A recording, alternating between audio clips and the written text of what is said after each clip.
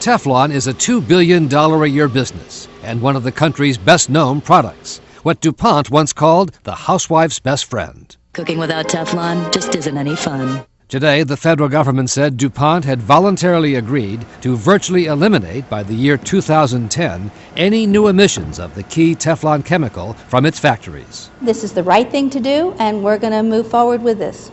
Scientific studies have found that Teflon's key chemical, called PFOA, linked to cancer and organ damage in laboratory animals, is in the blood at low levels of almost all Americans. It would be hard to imagine a chemical that is more widespread now in our environment. It is found everywhere from babies in the womb in the United States and elsewhere to whales in the ocean. And beyond that, it is indestructible in the environment. It lasts forever.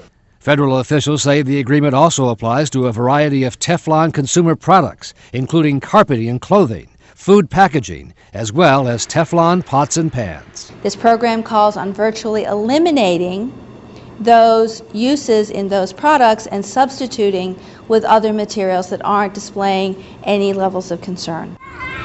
DuPont has already paid more than $100 million to settle lawsuits brought by residents who live near a Teflon plant in West Virginia.